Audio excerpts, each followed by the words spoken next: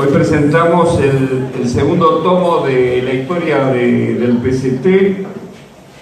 Me acompaña en la mesa Laura Marrone, dirigente de Izquierda Socialista, legisladora electa por la Capital Federal, y el autor de esta continuación del primer tomo, Ricardo de Tito.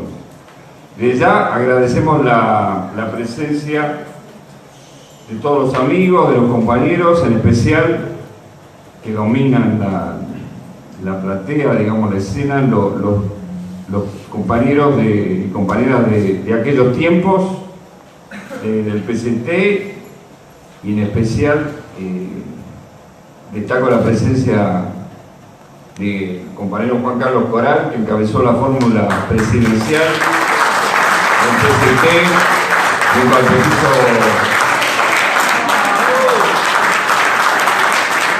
ministro José Páez, en la elección de septiembre de 1973, que abarca parte del tema, abarca este segundo tomo del PCT. En segundo lugar, en nombre de CEU y de Izquierda Socialista, agradecemos la labor de Ricardo de Tito.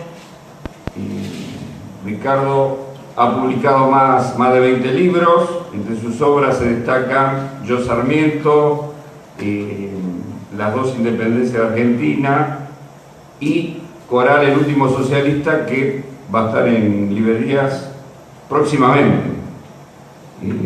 De Tito tiene el mérito con esta obra de darle continuidad a la historia del PCT en este segundo tomo, de difundir el rol de nuestra corriente trotskista que cabezó Nahuel Moreno en los 70, frente al hecho objetivo de que en los medios académicos y en las librerías predomina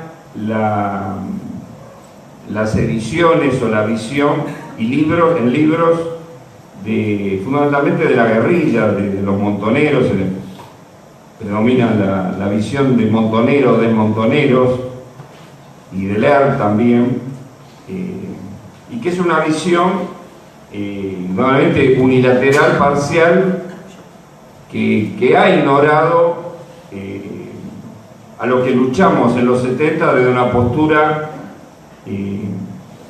lógicamente de estar junto con la clase trabajadora y de una perspectiva de independencia de clase. El PCT, de la izquierda revolucionaria en los 70, es la izquierda y el partido que no claudicó al peronismo y que enfrentó incluso políticamente al mismo Juan Domingo Perón en sus últimos años de vida, y es el partido que enfrentó a la burocracia sindical peronista y a las mafias o las bandas armadas asesinas de esa época del peronismo y de la propia burocracia sindical que dio por llamarse la 3A.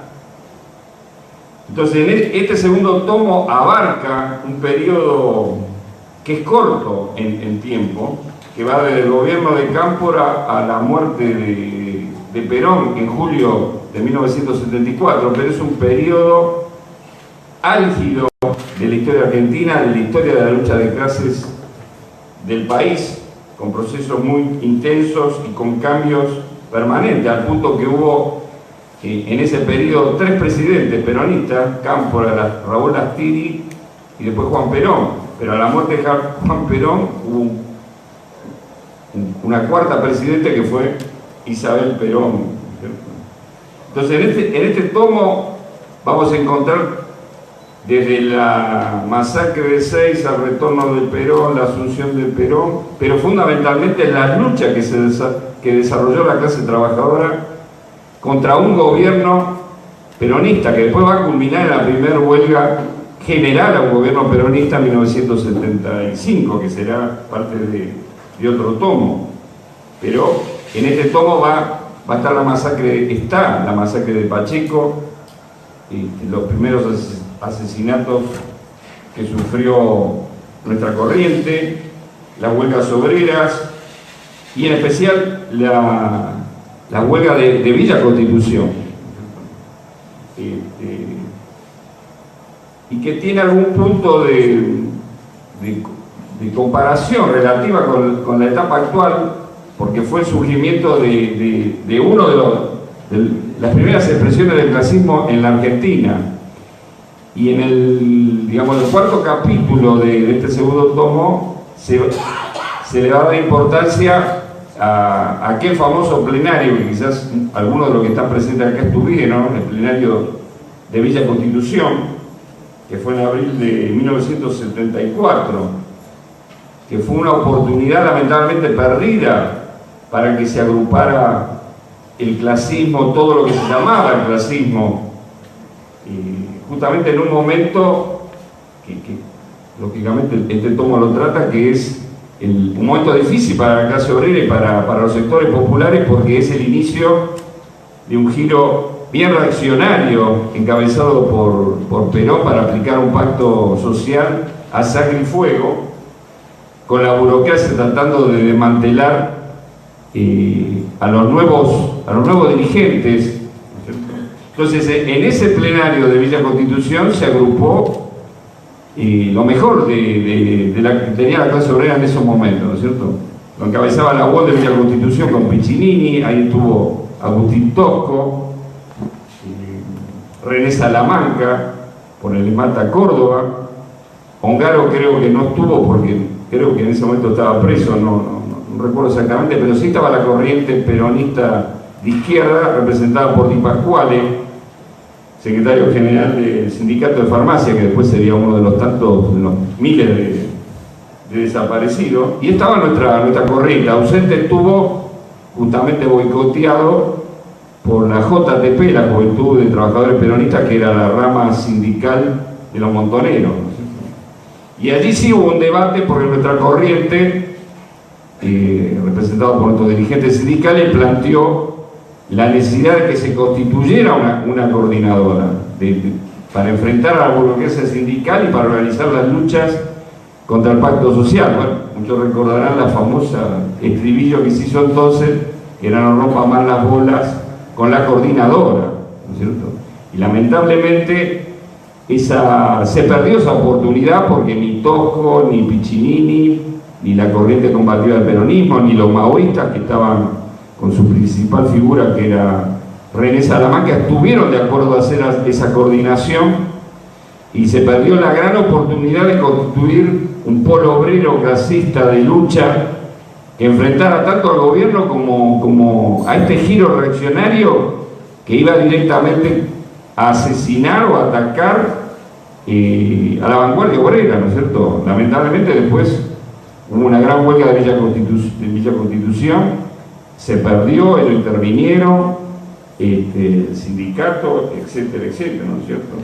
Entonces, eso fue un punto fundamental, y fue un punto fundamental de la política del PCT, porque justamente nosotros creíamos que este giro reaccionario con el gobierno peronista y con Perón a la cabeza y con la burocracia sindical como el brazo concreto para actuar contra las huelgas, había que enfrentarlo con la movilización obrera y popular.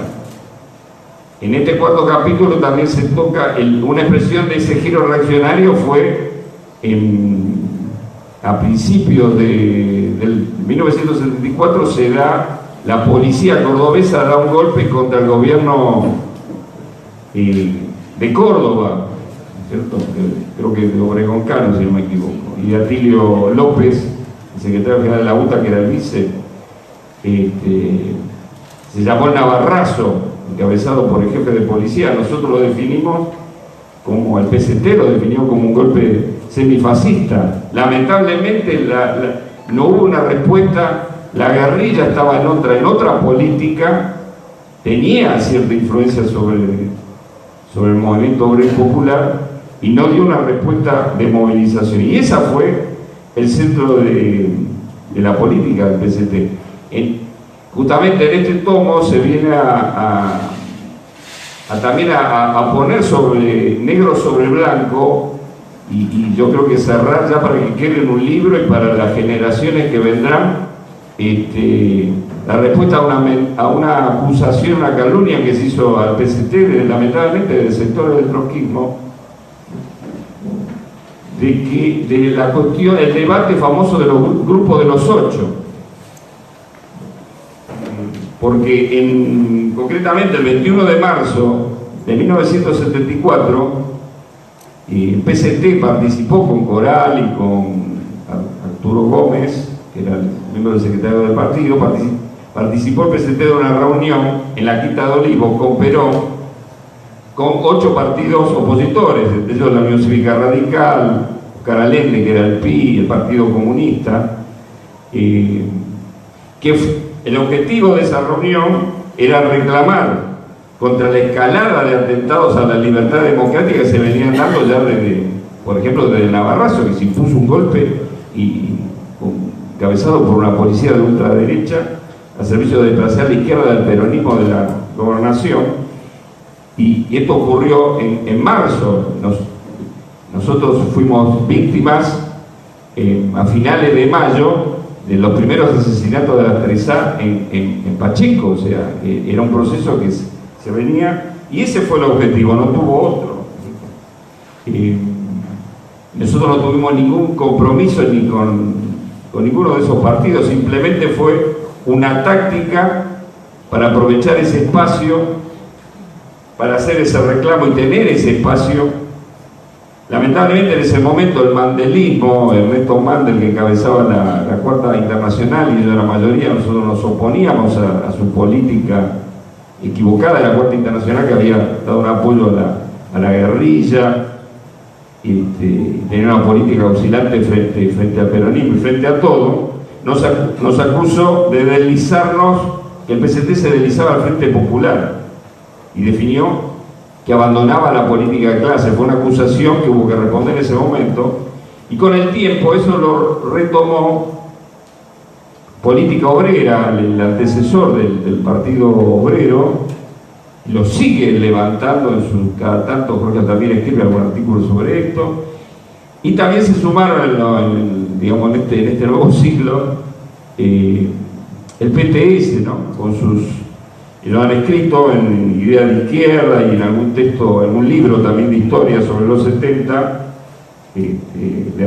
cuyos autores son historiadores de PT, son Ruth Webber y Facundo Aguirre, que también nos reiteran esa denuncia política de que hicimos un frente democrático, lo llamaban así, nunca hubo tal frente democrático, ni nadie habló de frente democrático. Incluso el PT se llegó a escribir, y ha escrito hasta sus libros, de que hubo una solicitada en los diarios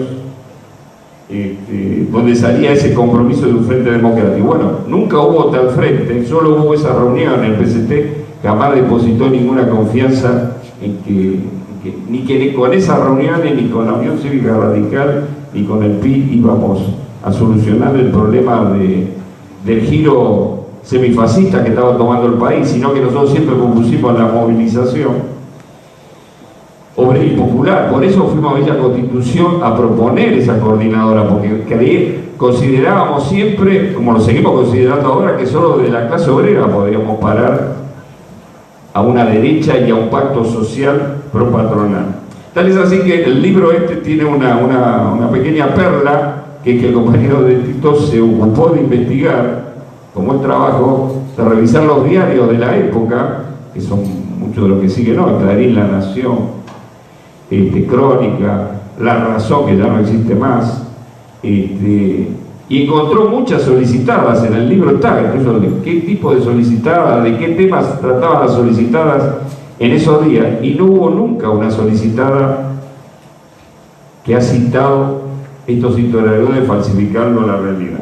Bueno, jamás el PCT tuvo esa política ni instaló ningún frente, sino lo contrario, propuso la movilización, la propuso en el plenario de Villa Constitución, y después la volvió a proponer cuando se dio la masacre de Pacheco y se hizo el famoso acto en el local central del PCT el 24 de noviembre, y tuvo ese discurso de Nahuel Moreno, que nosotros siempre citamos, donde Nahuel Moreno, en nombre del Ejecutivo del PCT, llamó abiertamente a todas las organizaciones con dos propuestas: a organizar grandes marchas y movilizaciones obreras y populares para contrarrestar el giro que estaba tomando el gobierno, la patronal, con la 3A, la burocracia sindical, y segundo, propuso constituir comités unitarios de autodefensa armados para defenderse en los sindicatos, en los locales sindicales y en las marchas del fascismo. Lamentablemente, ninguna organización, salvo Ortega Peña, que era del peronismo de base, aceptó ni siquiera reunirse para hacer estos comités o para organizar manifestaciones. Entonces, esta es la verdad de la historia. Y el problema fundamental que está tratado en este libro es cuál fue la causa, la negativa de los montoneros, del ERP, del PRT, de los maoístas que en ese momento tenían fuerza, porque estaban en el Mata de Córdoba, etcétera, etcétera, el Partido Comunista, de hacer esta organización común y estos comités comunes. La razón de fondo es que justamente todas estas organizaciones de la izquierda de entonces, salvo el PCT, claudicaban al peronismo. Y claudicaban a Juan Domingo Perón y al peronismo en general, porque eran las corrientes que seguían creyendo que de una oposición crítica seguían creyendo en la alianza con sectores, digamos, progresistas o pseudo-nacionalistas para solucionar los problemas de la clase obrera, que en última instancia el PCT fue un ejemplo, y por eso sigue siendo muy importante no solo editar los libros para recordar la historia del PCT, sino que el PCT fue un ejemplo que perdura para la actualidad, porque hoy seguimos en situaciones diferentes, teniendo el mismo enfrentamiento político, en especial en Latinoamérica, con la izquierda reformista, que cree, como antes creía que Juan Perón o con sectores del peronismo burgués se podía avanzar en los cambios de fondo que necesitaba la clase obrera argentina y el pueblo. Hoy creen, o creyeron, o semicreyeron en el chavismo, en Evo Morales, en Lula en Brasil, en Cristina Kirchner en Argentina, o en el Frente Amplio en Uruguay. Y en ese sentido, la lucha por la independencia de clase, la lucha por una dirección revolucionaria que llevó adelante el PCT, hoy nosotros creemos que es un ejemplo para la actualidad, no es solo historia, ¿no es cierto? Bueno, por todo ello, recomendamos leer el segundo tomo de la historia del PCT de Ricardo de Tito. Le doy la palabra a Laura. ¿Puedo hacer un pequeñísimo pedido? No sé si les parece, no está muy fuerte el micrófono, porque no escucha. Hola. Habla más lejos. Hola. Sí, me parece. Alejalo. Bueno, la alejo un poquito. ¿Ahora está bien? ¿Sí? ¿Se escuchan? Bueno, para mí es un honor poder estar presentando este libro y ante la concurrencia de muchos compañeros que fueron protagonistas de esa época en la cual yo empecé a militar. Como dijo Ricardo en su presentación del primer libro, faltaba. Estos libros, esta colección de la historia del PCT faltaba en la historiografía de los 70, porque, como señaló Miguel, hubo quien hizo memoria de la guerrilla, del Frente Populismo, del peronismo, pero fue ninguneado por los historiadores, incluso oficialistas o de los ámbitos académicos, una expresión que es el trotskismo obrero internacionalista, como le señaló, como lo denominó Ernesto González en su colección de libros, que llegó hasta el año 71, ¿verdad? Y que lamentablemente falleció. falleció Ernesto. Ernesto fallece y Ricardo ha tomado la posta de los 10 años del PCT y realmente estamos frente a un trabajo de un gran mérito que también destacaba Mercedes en la presentación del primer libro, por su seriedad, por la profundidad de la documentación que busca, por el esfuerzo que hizo de recuperar las vivencias de los compañeros que militaron en esa época, y Ricardo viajó de aquí para allá, aceptó citas estrambóticas hasta que cada uno fue volcando el pedacito de la memoria que podían reconstruir más allá de los documentos, de los libros, de los periódicos, los volantes, la memoria de estos 10 años. Estamos frente a un libro que es un privilegio, pienso yo. En primer lugar, por el periodo que toca, es decir, es un año el que toca. Son 13 meses. 13 meses que no le alcanzó el libro para terminar y al final fueron 13 meses en un solo libro, lo que va a probablemente provocar un tomo más de la colección, porque la densidad de la vida política de nuestro país y del movimiento obrero en esos 13 meses fue tan grande que realmente nos ofrece una riqueza para poder comprender y para poder destacar una experiencia del movimiento obrero que resumía dos cosas. Por un lado, venía del post-cordobazo, de la semi-insurrección y del surgimiento de una vanguardia clasista que empezaba a disputar en el plano sindical, como señalaba Miguel, a la burocracia sindical, y ese clasismo se va a enfrentar con una propuesta de la propia burguesía en acuerdo, en el Gran Acuerdo Nacional, para frenar ese proceso a través de nada más ni nada menos que del retorno de Perón después de 18 años de exilio. Entonces esa combinación de aspectos va a ser de este año una riqueza política increíble que nos van a desafiar al movimiento obrero y a las corrientes de izquierda, especialmente a nuestro partido, en forma muy fuerte. El segundo aspecto por el cual es un privilegio este libro es porque, como dijo Moreno en el cuarto congreso de nuestro partido, 4 congresos desde el 72 hasta el 74, ¿no? 4 congresos de la fundación del PCT, fue el periodo que Moreno lo define como uno de los años trascendentales de la construcción de nuestro partido. ¿Hola? ¿Sí? Ahí está. Uno de los años más trascendentales de la construcción de nuestro partido hasta ese momento, por los desafíos políticos que había significado en la construcción. Que nosotros veníamos de ser un partido pequeño, bastante marginal, que había sufrido la crisis de la ruptura con el PRT, el combatiente, el sector de la que forma luego el ERP, y en este año nos presentó como un desarrollo en el movimiento obrero muy importante, una inserción en la vanguardia clasista que se va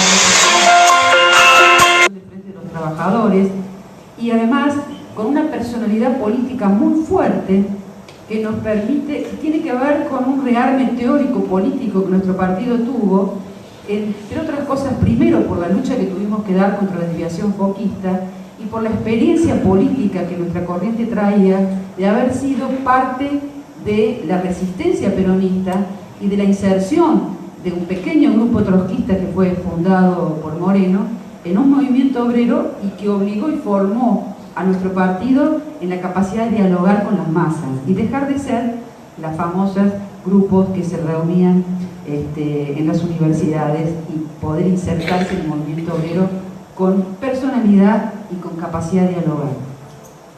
Esos aspectos dieron origen a un partido que va a estar muy fuertemente dotado en el plano teórico y político para enfrentar nada más ni nada menos que un gobierno de Perón, de un Perón que regresaba con el sostén del conjunto de la burguesía y de la burocracia sindical y con una gran expectativa del movimiento obrero. Y el tercer aspecto, que algo lo señalé, por el cual también es un privilegio este libro, porque fue escrito por un compañero que fue militante de esa época. no es un libro académico, no es una historia escrita desde un ámbito académico para papers. Es un libro escrito desde la militancia y a su vez con un compromiso científico, porque el compañero ha sido serio, no ha exagerado, no ha tergiversado, ha recurrido a fuentes y lo ha hecho con pasión, al punto tal que el libro se lee muy fácilmente, con mucha rapidez, porque es la pasión de la lucha de clases y de la construcción del partido lo que cruza de una punta a la otra el libro. Entrando ya en algunas de las lecciones que nos deja este libro, quiero destacar algo que ya dijo Miguel, pero que para las jóvenes generaciones es muy importante que lo vean, porque no era el peronismo en crisis de ahora, era un peronismo fuerte, pujante, que tenía la ilusión de las masas, y había que ser capaces de trabajar en el movimiento obrero con una propuesta socialista. Y yo creo que la primera lección que rescata el libro es que tuvimos una firmeza inclaudicable en el plano político, en el contenido de nuestras propuestas, al mismo tiempo que teníamos un diálogo con la base. Y quiero leer un pedacito, porque eso nos permite Ricardo. Cuando vuelve Perón, sacamos un artículo en la Avanzada Socialista 64 que dice así: ¿para qué vino Perón? El 20 de junio se cumple una vieja reivindicación. El 20 de junio se cumple una vieja reivindicación democrática sentida por los trabajadores argentinos, el retorno del líder del partido mayoritario tras 18 años de exilio. Los ecos de su llegada se confunden con el rumor de las luchas obreras y populares. Y después compartía, ¿qué papel, con las preguntas del lector, qué papel desempeñará Perón de ahora en más? ¿Qué actitud adoptará ante los centenares de conflictos que sacuden la República? ¿Podrá con su presencia torcer el rumbo de los acontecimientos? ¿Para qué vino? Seguía dialogando. Permanentemente en el partido se nos enseñaba a no confundir caracterización con política. Podíamos tener la caracterización de que Perón venía a frenar las luchas, que Perón era expresión de ese acuerdo, pero teníamos un diálogo permanente en la forma que nos dirigíamos a los trabajadores para que ese diálogo no se cortara y escucharan a los socialistas y nuestras propuestas. El otro aspecto que quiero rescatar del texto que muy bien destaca Ricardo es el diálogo con la vanguardia. Porque así como teníamos diálogo con la base, teníamos una política muy ofensiva con la vanguardia. Y la fórmula Tosco-Jaime que levantamos en la segunda vuelta, en las elecciones para septiembre de 1973, después de que renuncia Cámpora, Perón lo hace renunciar y se convocan nuevas elecciones y Perón se presenta con la fórmula Perón-Perón, nosotros tuvimos un diálogo muy fuerte con toda la vanguardia de la izquierda y del movimiento clasista y del movimiento combativo para que enfrentaran la fórmula Perón-Perón, para que tuviéramos una fórmula propia, y le propusimos a Tosco y a Jaime, que eran expresiones de dos vertientes muy importantes del movimiento obrero. Tosco era expresión del movimiento combativo de Córdoba, que había sido vanguardia en el Cordobazo. Jaime era un dirigente de una rama del peronismo del noroeste de nuestro país, no me acuerdo exactamente de cuál de las empresas, Jaime, de Salta, de la CGT de Salta, murió hace no mucho, pero era la vertiente peronista combativa, digamos, y nosotros ofrecimos nuestra personería para que se conformara una lista independiente de Perón a nivel nacional. Fuimos el 18 de agosto de 1973, se realizaban dos plenarios al mismo tiempo, uno en Tucumán, donde el PRT conformaba el FAS, el Frente Antiimperialista por el Socialismo, y fuimos con la compañera Nora y con el compañero César Robles. Yo en ese momento era una pichi de la delegación, y fue un acto de democracia y de voluntad unitaria para realmente jugar nuestra legalidad sacábamos nuestros candidatos, los sacábamos a Coral y a Páez y los poníamos a disposición de la unidad de la clase obrera más combativa, más clasista que había dado la década del 70. Bueno, al mismo tiempo teníamos otro congreso acá en Buenos Aires, el 18 de agosto, en el Frente de los Trabajadores, que proclamaba la fórmula Coral-Páez en caso de que Tojo Jaime no aceptara. Pero generosamente nuestro partido ponía su legalidad al servicio de esa unidad, retiraba sus candidatos, no ponía otra condición más que fueran esos una expresión de independencia. Bueno, como señaló Miguel, todas esas corrientes estaban atadas al compromiso de no enfrentar políticamente a Perón. Y eso fue parte de causas por las cuales no se logró cristalizar en el plano político el avance que se había logrado en el plano sindical. Otro ejemplo muy grande, no me voy a detener en el de Villa Constitución, que Miguel lo destacó muy bien, y el de la unidad antifascista. Quiero hacer una pequeña referencia a la juventud, porque en esa época le dimos mucha importancia al trabajo juvenil, al punto tal que en el Congreso del Partido, que se realizó tanto en el de 73 como en el 74, la mitad de los delegados eran juveniles. Y en el Congreso del 74 se vota que se conforme una juventud autónoma del partido y se le da una importancia muy grande al fenómeno de la juventud, que expresaba en forma un poquito más retardada el ascenso juvenil que había iniciado el Mayo francés en el año 68. Es decir, un ascenso de la juventud que hacía que, sobre todo en el sector secundario, fuera muy grande la radicalización de las chicas y los chicos alrededor de problemas democráticos. En ese momento se luchaba por el derecho a la organización de centros de estudiantes o la organización de los estudiantes en cuerpos de delegados y a poder presentar reivindicaciones colectivas, porque no se las permitían. Otro tema que luchaban también los pibes entonces era en contra, fíjense cómo la historia vuelve, de una ley, la 20.015, que establecía que los profesorados tenían que depender del gobierno central y los ministerios de educación tenían que elegir a los rectores en lugar del proceso de autonomía que en ese momento tenían. También hubo una movilización muy importante de los estudiantes de las escuelas técnicas que luchaban en contra de los acuerdos del CONICET con empresas y bancos privados para privatizar el conocimiento. Todo aquello que parezca repetir la historia es pura ficción, ¿verdad, Ricardo? Las chicas van a entender porque es parte de la lucha que hay hoy. Pero nuestro partido le dio una gran importancia. Y el último tema que quiero decir, y ya termino, es el tema del internacionalismo.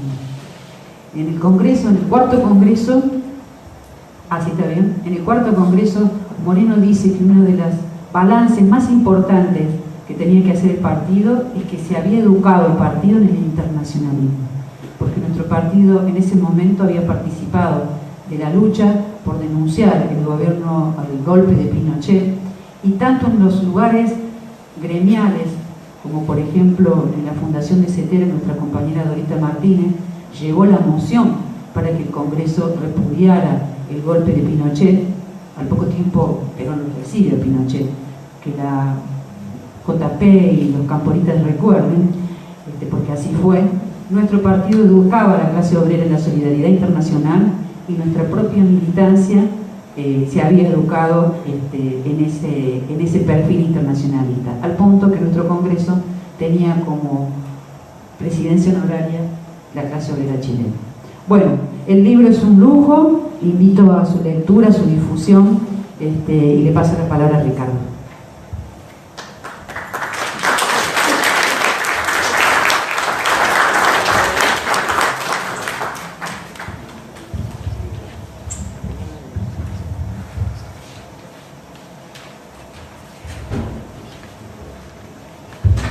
Bueno, gracias Miguel y gracias Laura por los elogios desmesurados.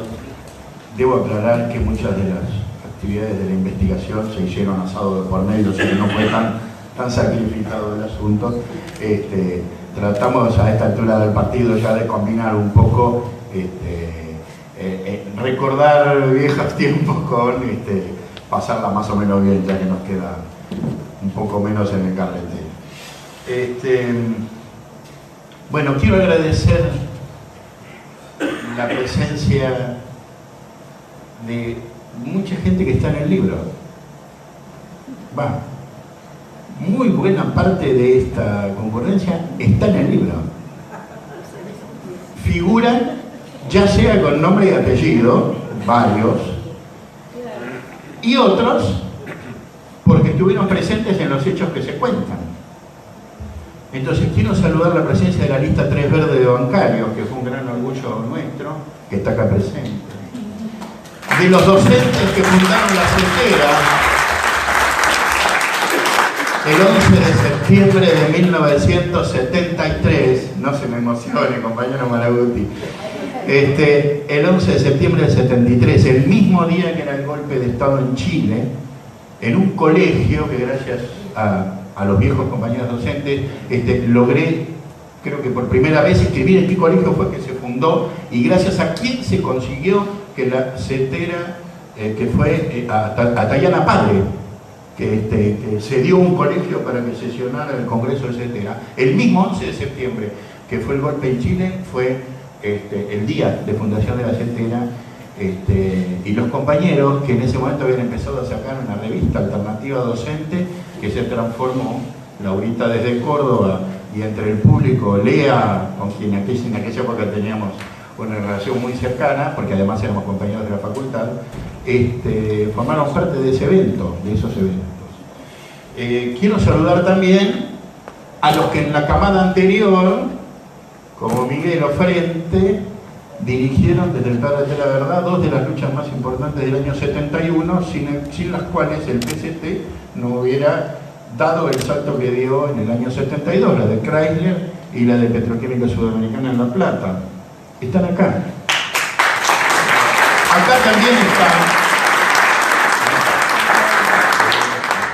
Acá también está, y se lo agradezco muy especialmente porque ayer revisando la agenda lo llamé ayer a la noche para decirle, mirá, quisiera que estés presente, el director de la revista La Chispa, que hace muchos años que no milita, pero que me atendió gentilmente, me dio mucha información, Claudio, que además tiene un plus, Claudio, que digamos se comió el allanamiento del local de Rivadavia cuando funcionaba La Chispa ahí. Él es el hijo de alguien que es un orgullo de nuestra corriente, que es Nira Echenique, que tuvo la valentía de poner su nombre y apellido en el primer periódico que sacó el partido en la clandestinidad en el año 73 como directora. Claudio me contó incidencias del momento en que vio que el periódico del partido llevaba como directora a su mamá y le dijo, ¿qué hacemos ahora? ¿Qué estás haciendo? Y Nira tuvo la valentía de poner el nombre en aquel primer periodo. Bueno, he visto gente de los locales de Pompeya, de Barracas, de la Juventud de Donato, que era famosa por la extensión, rápida extensión.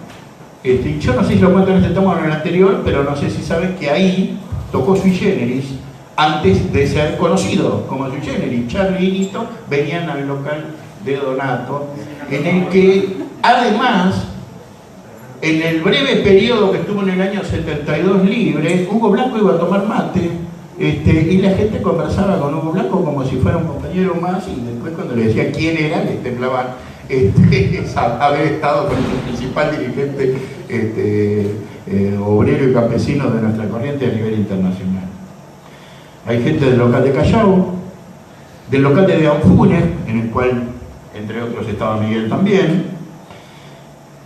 Hay gente de la redacción de Avanzada Socialista, para mi gusto, o tal vez es un poco, bueno, esto es un poco añorar tiempos pasados, pero fue un periodicazo, lo leía toda la izquierda. Avanzada Socialista no solo lo compraban los simpatizantes del PCT, sino que para leer sus análisis políticos lo compraba la JP, el PC, todo el mundo nos compraba Avanzada Socialista. Del local de Chacarita hay también presente una compañía de creo que a partir del año 72, que estudiábamos juntos en la facultad, la carrera de Historia, y también compañeros del segundo equipo en el que estuve, que una vez que el partido me capta el filo, al año siguiente fuimos a Exactas. Con ellos tengo, imagínense, recuerdos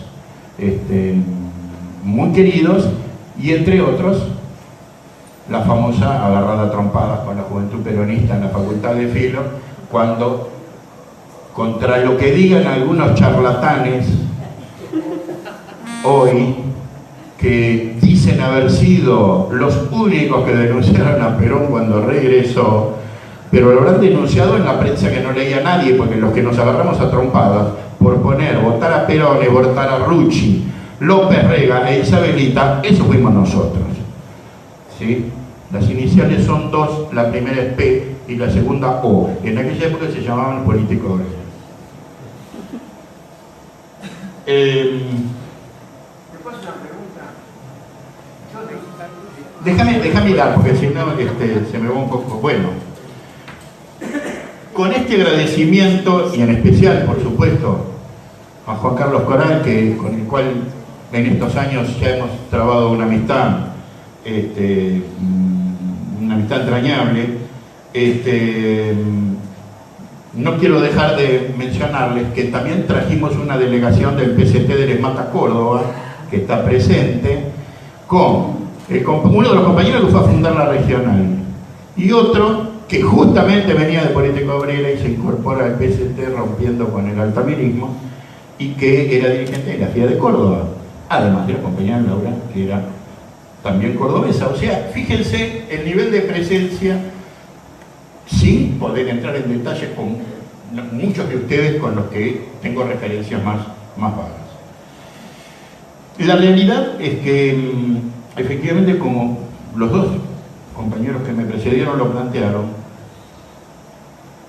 este año que va desde el 25 de mayo del 73, que asume Cámpora, recibiendo a los militares el grito se van y nunca volverán,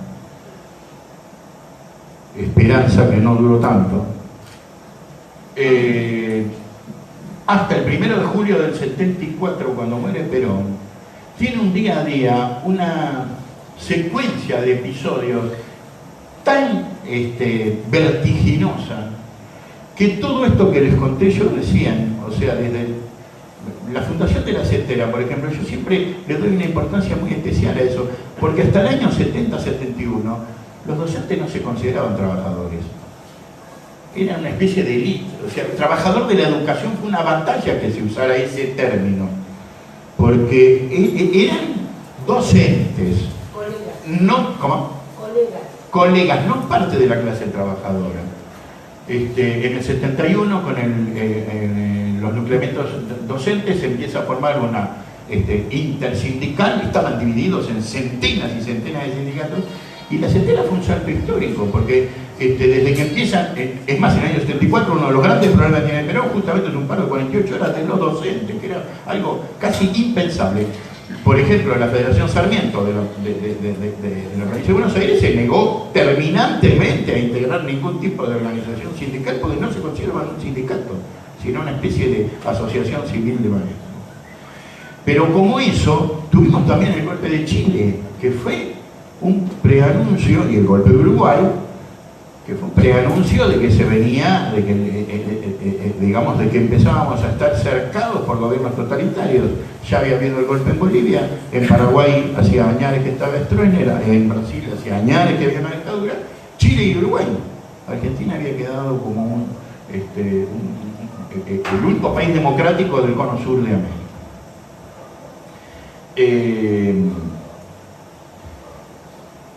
Y entonces debo agradecer especialmente a los editores, a Izquierda Socialista y a CEUS, por haber aceptado, digamos, esto de partir el libro en dos, porque en realidad el plan original era ir del 73 al 76 en un solo tomo, ¿sí? Pero se hacía un tomo muy gordo, y no queremos hacer libros gordos, porque conspira contra la lectura. Nosotros seguimos pensando que todo lo que publicamos debe ser accesible a la lectura de una persona común y corriente. No escribimos para dejar los libros en las bibliotecas.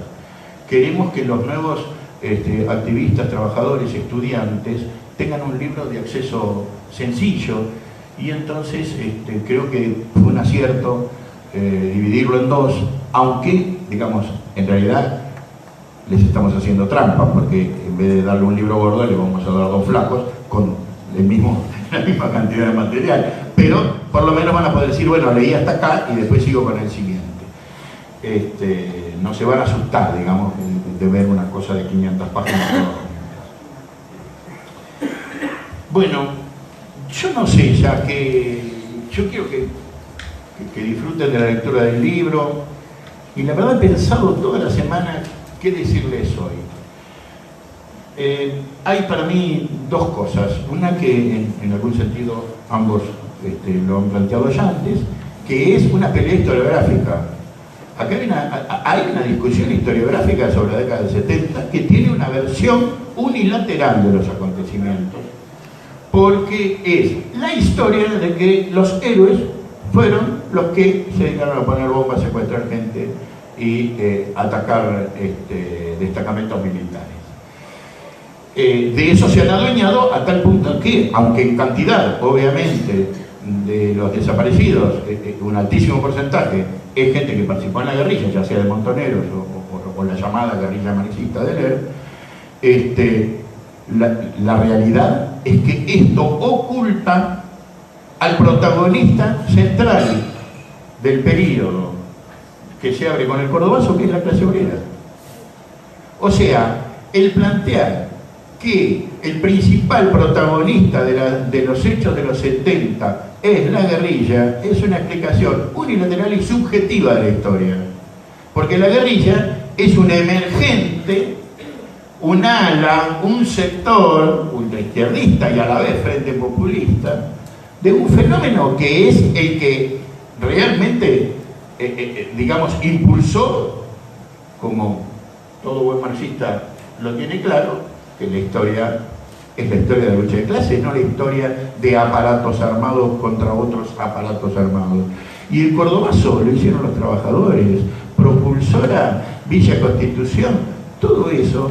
Entonces, eso es justamente lo que la guerrilla no impulsó, lo que boicoteó. No es que no lo impulsó, boicoteó, arruinó. No me gusta la historia contrafáctica, o sea, ¿qué hubiera pasado si hubiera pasado tal cosa? Pero que en Villa, en el 74, no se conformara una coordinadora nacional, fue un golpe durísimo para las posibilidades de frenar el giro a la derecha que culminó en el golpe de Estado del 76. Fue un golpe durísimo, porque hubiera sido, imagínense, una coordinadora con personajes como Tosco, como Salamanca, con el ESMATA Córdoba atrás,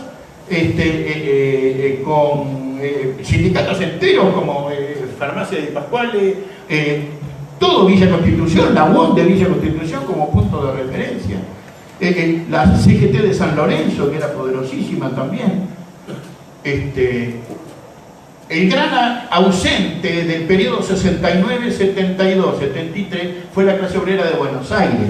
Particularmente la que estuvo más activa fue la del interior, donde la clase era más débil, y por eso Córdoba fue Córdoba, ¿sí? Porque no tenía la tradición de aparatos como el de la UOM de Lorenzo Miguel y de Calabró en Buenos Aires. Calabró, vicegobernador de la provincia de Buenos Aires, la UOM dirigía prácticamente, y bueno, y después desplazan al gobernador por acusado de simpatías con la JP y queda en la gobernación la UOM de la provincia de Buenos Aires. O sea, no estamos hablando de cosas menores. Entonces, si la UOM de Villa hubiera podido aparecer como un foco de organización alternativa nacional, estuvo el ingeniero Ledesma, que también tenía una dirección combativa con bastante influencia nuestra, posiblemente hubieran cambiado los acontecimientos. Pero bueno, eso ahora ya. Cuando irrumpe la clase obrera de Buenos Aires, que es en el 75, en el Rodrigazo, bueno, ya todo lo del interior se había replegado. O sea, ahora se nos desbalanceó al revés y ya no hubo digamos, una posibilidad de, ya en el 75, de desplazar a la burocracia, aunque ese combate estuvo abierto, digamos, pero no con una potencia como la que hubiera podido haber emergido del plenario de Villa Constitución.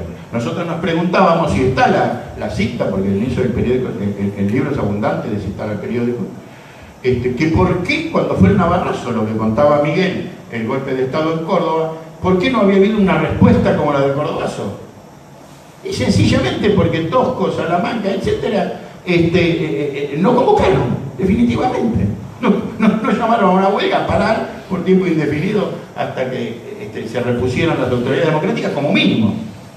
¿Sí? Era el reclamo. Bueno. Ahora, por eso hay tantos hechos que se hace muy difícil y he tratado de ser equilibrado y por supuesto hay cosas que quedan afuera. O sea, espero que nadie se enoje, pero es imposible contar todo. En ningún libro de historia es posible hacerlo. Si no es posible relatar bien épocas como, qué sé yo, como la Revolución de Mayo, que también es un proceso de 1 o 2 años, quiero explicarles esto porque siempre es un recorte y siempre hay una selección y esa selección inexorablemente es subjetiva. O sea, de acuerdo a lo que la escala de valores de uno le parece más atinado una cosa u otra. Yo creo que la historia del PCT tiene 3 generaciones. Yo creo que tiene una generación que es la que viene del PRT La Verdad y la que suma con el grupo del compañero Coral, que es la que llega hasta el año 72. Después creo que hay una generación que es la que se forma desde la campaña electoral o la campaña de afiliaciones del año 72, que se hace básicamente con las fuerzas anteriores, a la incorporación masiva, a que el partido pega el salto a llegar más o menos a tener unos 4.000 militantes en su mejor momento. 4.000 militantes que se reunían semanalmente, cotizaban, vendían el periódico, etc., ¿no? Disciplinados, ortodoxos, llamémosle eso. Y después hay una tercera generación que es la que es posterior al golpe de Estado, porque el partido siguió funcionando y captó muchos compañeros, incluso aquí presente varios compañeros captados del 76 al 82. Y son 3 generaciones que se logran ver en sus matices diferenciadas. ¿Qué es lo que en este periodo de este año yo veo como especial? Y va a ser un poco abstracto lo que les voy a decir, pero es el hecho de habernos hecho principistas, audaces, pasionales, serios.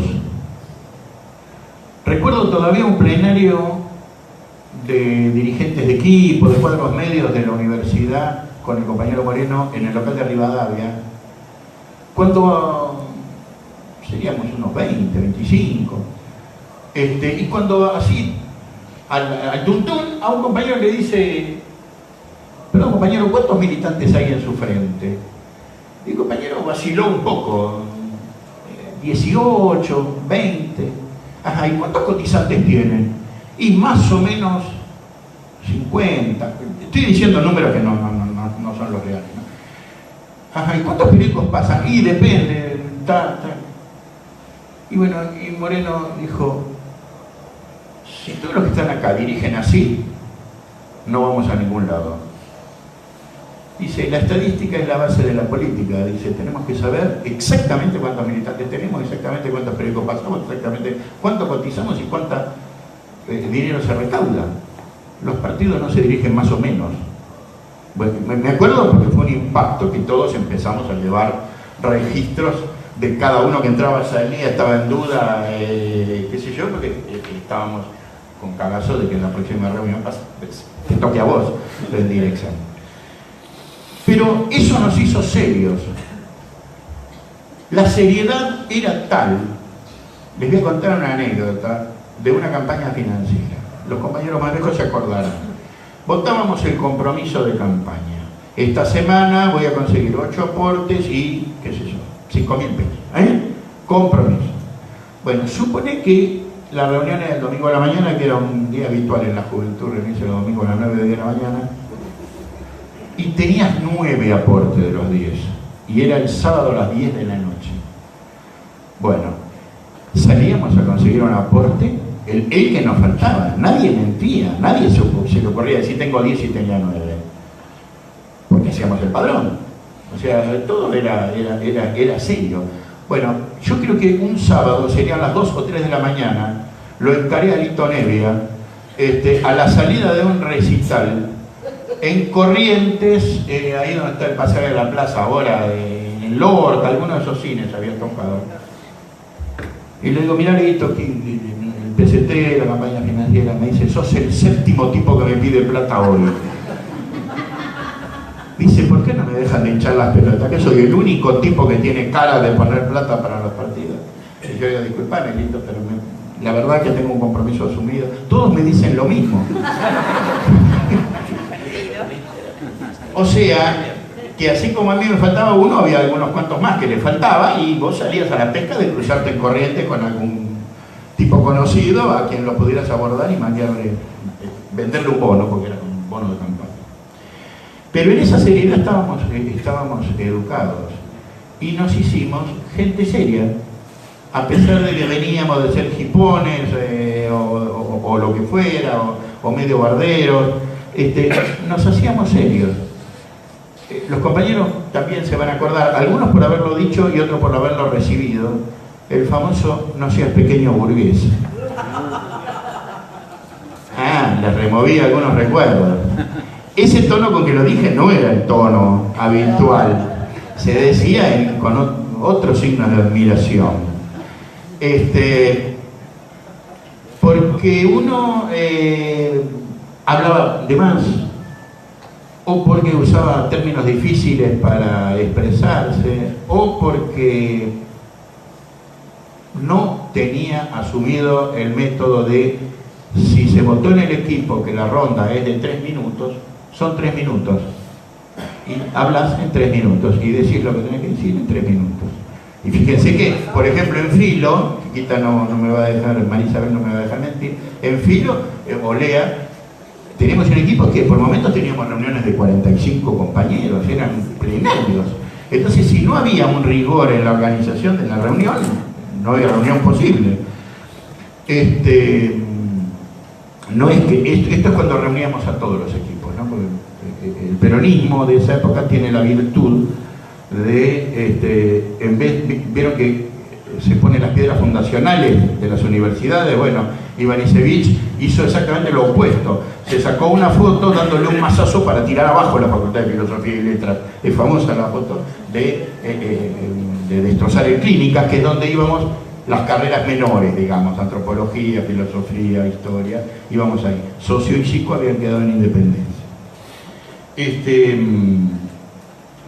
Bueno, entonces, este tema del método es algo que me parece que subyace, el método de la seriedad, el método de la responsabilidad, el método de cumplir con lo que uno se compromete. Yo creo que es una educación que nos revolucionó la cabeza. Miguel era el principal dirigente de la juventud y fue parte de eso, junto con un compañero que está lamentablemente en esa lista, Cabezón Villabrile. Eran los que dirigían el local de Anfunes y bueno, Miguel en particular, toda la juventud. Y lograron que esa juventud que era más plebeya que la de otros partidos, no tan pequeño burguesa de clase media alta como por ejemplo los maoístas o el PO, que habían hecho un trabajo especial en la juventud sionista, entonces venían de otro sector de clase media, pero que ese sector nos hiciéramos realmente patriotas de la clase obrera. Hace poco lo he escuchado al benemérito Altamira dar una clase de patriotismo que me resultó completamente insólita. Si la leen no la van a poder creer, circula por Facebook con orgullo, donde hablan de que hay que ser argentinos, una cosa que la verdad que para un trotskista es una vergüenza que se identifique algo como argentino. Bueno, nosotros no, nosotros fuimos educados en ser patriotas de la clase obrera y patriotas de la Internacional. O sea, para nosotros nuestra camiseta era la clase obrera internacional y estábamos con la clase obrera internacional allí donde... Entonces nuestras barreras son de clase, no de fronteras nacionales. Bueno, como estoy sobre los tiempos, quiero decirles que en ese marco, la famosa escuela de San Miguel, que van a encontrar detallada en el libro, les voy a decir de qué se trata. Fue una escuela de cuadros organizada en el verano del 73 al 74, digamos, entre enero y febrero, y ya que mencioné compañeros de distintos locales y actividades, digamos que la Princesa Mercedes fue una de las cursitas de esa escuela. Fue una escuela de formación de cuadros en la que transitamos, según mis números, un poco más de 600 compañeros. 600 compañeros que estábamos en carpa. El primer turno hubo que levantarlo precipitadamente por una lluvia torrencial. Se siguió dando en el local de 24, que era nuestro local central, pero el resto de los turnos funcionaron bien. Nos turnábamos haciendo la cocina, se formaban grupos de 7, 8, 9 compañeros en las que convivíamos con obreros, estudiantes jóvenes de secundario, y exiliados de Chile, un compañero, por ejemplo, alemán, que ya quiera anécdota, un compañero alemán que no se le entendía nada cuando hablaba y que era el hazmerreír de todo el cosa. Un perro que transitaba y que fue apodado Mandel, no sé por quién, pero con algo de maldad. Y esa escuela para mí marcó, junto con el texto que conocíamos en aquella época como El Morenazo, y que el Partido de la Revolución se llamaba, ¿no? Fue publicado con ese nombre, es tal vez, y lo digo con cierta certeza, el libro más importante desde que murió Trotsky, que se escribió sobre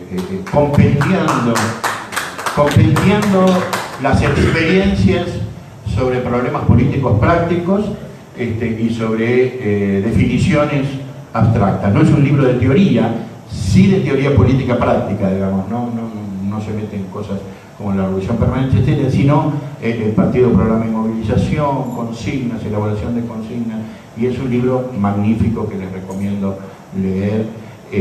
Y ese libro, con ese curso, marcó un antes y un después, porque todos los que éramos generación campaña electoral, digamos, y que habíamos pasado ese año tan activo, tuvimos junto con eso una escuela no solo de formación política, sino de internacionalismo práctico, porque un mes después, o prácticamente simultáneo con las últimas escuelas, sesionó el 10º Congreso de la Internacional, donde el camarada Moreno también aportó un gesto de humanidad que también quiero recordar, que es que, siendo la principal figura del partido, como su esposa estaba enferma, no concurrió al Congreso para quedarse a cuidarla, cuando era casi indispensable su presencia desde algún punto de vista.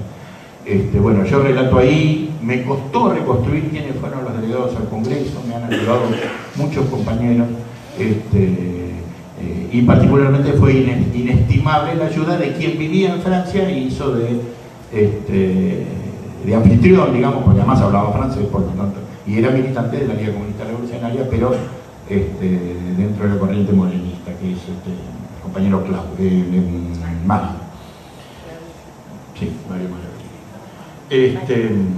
Bueno, voy a terminar con dos cosas. Para mi gusto, insisto, hay tres generaciones: la que funda, la que junto confluye y funda el PCT, la que es de la época legal, o sea, del 72 al 76, y la tercera generación, que es la que se incorpora en la época de la dictadura. Pero en los últimos tiempos hemos tenido la tristeza la congoja de que algunos de estos viejos compañeros están falleciendo. El año pasado despedimos al Cabezón Silva, una gloria del movimiento obrero argentino, que tuvo la desgracia de vivir en el Gran Buenos Aires, porque si hubiera vivido en Córdoba sería más famoso que Tosco. Pero dirigía Citroën y todas las luchas del gremio mecánico del Gran Buenos Aires, Citroën, Peugeot, Chrysler, tuvieron su momento de pico bajo la dictadura de Onganía y de la UNCE, pero después quedaron en poder de la burocracia. El Cabezón murió con 78 años. Después se fue la Loba, Silvia, fundadora de la Regional Córdoba, junto con el compañero Matolini, que está acá presente. 75 años. La Loba, y esto, Carlos Alberto, que también es de Córdoba, traía recuerdos vía Facebook, cómo lo espetó al petizo Páez en público en una asamblea, diciéndole: compañero Páez, la Loba, por eso le decían la Loba, compañero Páez, ¿qué va a hacer usted? ¿Va a gritar ni golpe ni elección, revolución, o va a llamar a votar por el socialismo? Y dicen que ahí fue donde Páez, se cuenta la historia, cuenta la leyenda, que el petizo Páez entró en crisis y a los pocos días apareció con su motito por el local de La Torre, allá de Córdoba, y pidió una cita con la dirección del partido, con Orlando y con Fernández. Y bueno, y hace muy poquito después de la Loba también falleció Juancito, que bueno, el socialista le dedicó un recuerdo a Juan Silvetti, que también es de aquella generación, 76 años, y Juan fue el apoderado del MAS, digamos, cuando se funda el MAS fue el responsable legal. Muy poquito antes, proveniente de la corriente de Coral, había fallecido Abelardo Castillo, que fue una especie de camarada de ruta, digamos, o compañero solidario. Yo mismo recuerdo haberle pedido plata para una campaña financiera a Abelardo Castillo, y uno de los mejores escritores de la Argentina. Y dentro de esas tradiciones también tenemos, o hemos recordado, los 30 años de la muerte de Luis Franco, que cada vez más, y esto aprovecho que tengo esta tribuna de viejos troscos para decirles: léanlo y pónganlo en el lugar que merece. Que yo recuerdo que Moreno decía que para él era el mejor escritor argentino, y hay muchos que sostienen que está a la par de Borges. Yo cada vez lo leo más y cada vez me convenzo que es un orgullo que lo tengamos en nuestra tradición a Luis Franco. Bueno, ¿por qué cito estos nombres? Cito estos nombres tan variados porque el Cabezón Silva, la Loba o Juancito Silvetti, ninguno de ellos en este momento estaba en militancia activa. Y sin embargo, cuando vamos a los funerales nos encontramos, o a los sepelios, nos encontramos con compañeros que hoy están en otras corrientes, pero que tienen algo especial con todo lo que significa la tradición del PCT.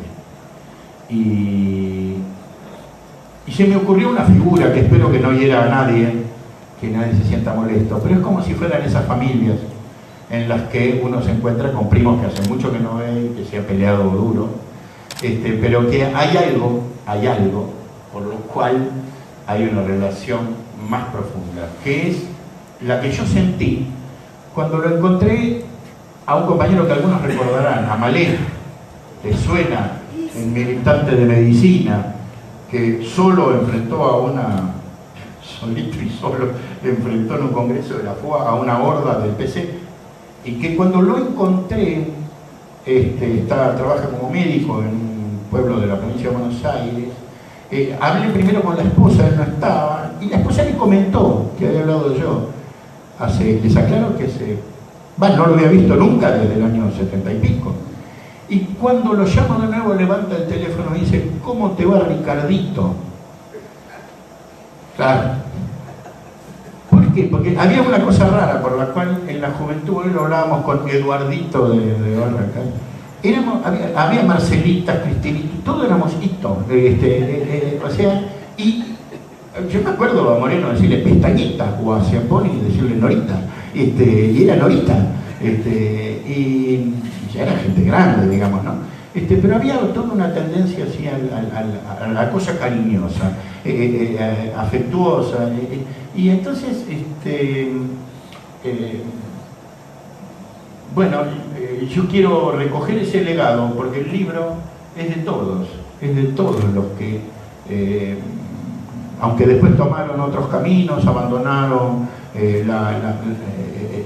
los principios, las huellas originales del PCT, sin embargo, y me pasó con mi mismo hermano, a quien algunos de acá conocieron, mi hermano hace años que era un liberal de derecha, y sin embargo cuando le dije, mirá Raúl, falleció el año pasado, quiero hablar con vos, para que me cuentes cómo era la redacción de Alternativa Docente, sintió un orgullo, me dice, ¿y me vas a poner el libro? Le digo, sí, si me das la nota, sí. Y el tipo era, ya mi hermano, era un enemigo político claro de la izquierda, y sin embargo cuando le nombré el PCT es como cuando le nombraba Manal, qué sé yo, esas cosas con las que uno creció y no se las puede desprender nunca en la vida. Les voy a leer algo para terminar que me llegó ayer. Cochabamba, 19 de junio de 2008. Queridos compañeros y compañeras, quería saludar especialmente a Ricardo y a todos los participantes de este acto de presentación de la historia del PCT, tan importante para los que vivimos esa época como para las nuevas generaciones, con una anécdota que creo pinta al PCT y a su militancia. Aún hoy, más de 40 años después, no puedo evitar emocionarme cuando subo la escalerilla de algún avión. Me parece escuchar la Internacional. Vuelve a mí un recuerdo imborrable. Algo que sucedió un sábado a la noche del 18 de octubre de 1975. Noches de AAA. Casi todos los días algún asesinado. Yo tenía la suerte, con entre comillas, de salir de casi un año de cárcel, directo al exilio. En Ezeiza me llevaron esposado en un patrullero con banderita argentina y me dejaron frente a la escalerilla de un avión de Pan American que salía hacia Caracas. En el avión me esperaba mi compañera Mariela. Muchos pasajeros miraban asombrados por las ventanillas tratando de comprender qué clase de personaje era yo. Al subir la escalerilla del avión, creí estar soñando cuando escuché la Internacional cantada por muchas gargantas. Miré hacia las terrazas de Ezeiza y vi, a más de 100 metros de distancia, una pequeña multitud con banderas rojas cantando a voz en cuello. Quedé paralizado en mitad de la escalera. De arriba me apuraba el comisario de a bordo, porque era el último en subir, y estaban esperándome para cerrar la puerta. Atiné a levantar el puño como último saludo. En esos breves segundos pensé tantas cosas. Primero, preocupación por los compañeros y compañeras. ¿Cómo volverían de Ezeiza con sus banderas rojas en la noche después de semejante acto público en territorio enemigo? ¿Por qué ese riesgo enorme solo para despedirme? ¿Sabría la dirección del partido? ¿O fue una iniciativa espontánea de las bases? ¿Quiénes de mis amigos estarían?